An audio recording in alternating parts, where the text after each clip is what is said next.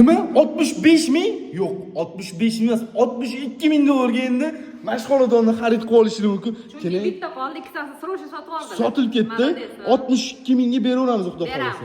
Mana shu xonadon kim sizlarga aboyli xonadon olasiz? Bu aboy emas-da, kraskadan qilinganda ko'rib turganingizdek. Buni nomi nima edi? Bitekmidi?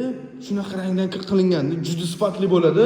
Kachtalarga javob, xonadonimiz o'ziga ham javob garantiyalari bilan beramiz. Mana eshiklarni qaranglar. Hammasi yaxshi narsadan ishlatilganda, hol, bu yoq sanuzelimizni ko'rishingiz mumkin. Hamma narsasi bo'lgan, mebel texnikani olib kelib yashayversanglar bo'ldi. 62 ming kim beradi sizga 62 ming akam? Voy, gap yo'q lekin bor.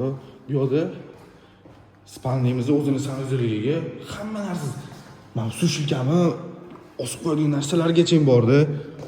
Xo'p, bu yoqda bitta detskimizni ko'rishingiz mumkin.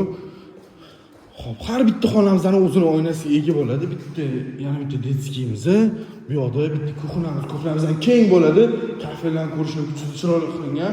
Bu xonadon sizlarga 62 ming dollarga beraveramiz. Sababi bitta dona qolgani uchun bizda o'zi hamma narsa sifatli bilan ishlab quriladi. Xo'p, mana shu xonadon lokatsiya keladigan Singitoshun postidan 9-10 kilometr kirganimizda Oqtomda joylashgan, kimga qiziq bo'lsa mana shu pastdagi nomerga telefon qilib, tez baraka qilib olsanglar bo'ladi. Narxi bor, vobshe do'da narxda ishonaveringlar.